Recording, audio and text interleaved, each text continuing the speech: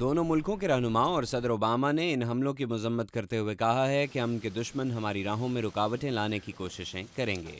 There are going to be extremists and rejectionists. انتہا پسند اور مذاکرات کو مسترد کرنے والے موجود ہوں گے جو امن حاصل کرنے کے برعکس تباہی پھیلانا چاہیں گے۔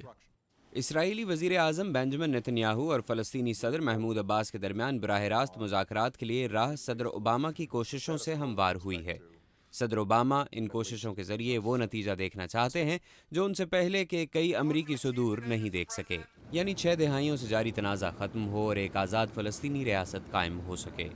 رابرٹ ڈینن مشرق وسطیٰ میں امن لانے کی خاطر کوششیں کرنے والے کوارٹیٹ یعنی 4 قوتی اتحاد جس میں امریکہ، اقوام متحدہ، یورپی یونین اور روس شامل ہیں کے لیے کام کر چکے ہیں۔ وہ کہتے ہیں کہ اوباما انتظامیہ پہلے کی غلطیوں کو دیکھ کر چل رہی ہے۔ میرا خیال ہے کہ موجودہ انتظامیہ جانتی ہے کہ باقی دنیا اور عرب ممالک کو اس سلسلے میں آغاز ہی سے شامل کرنا کتنا ضروری ہے، اور اسی لیے صدر اوباما نے صدر حسنی مبارک اور شاہ عبداللہ کو وائٹ ہاؤس آنے کی دعوت دی۔ مذاکرات کے لیے دونوں فریقوں نے ابتدائی مطالبات پہلے ہی واضح کر دیے ہیں۔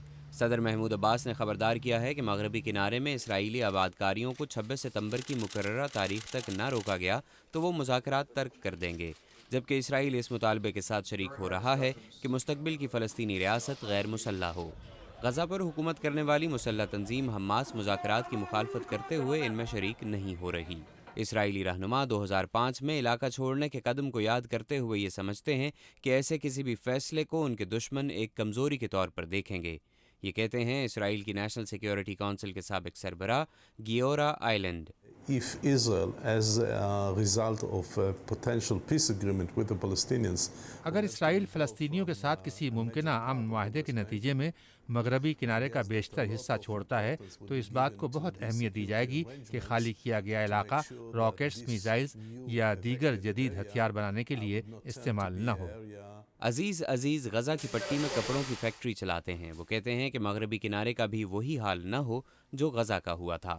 اگر اسرائیلی مغربی کنارے سے نکل جاتے ہیں تو مجھے امید ہے کہ ویسا نہیں ہوگا جو غزہ میں ہوا۔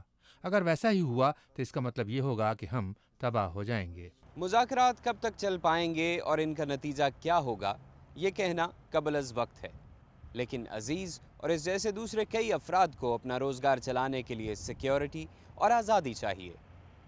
محمد عاطف، اردو VOA، واشنگٹن۔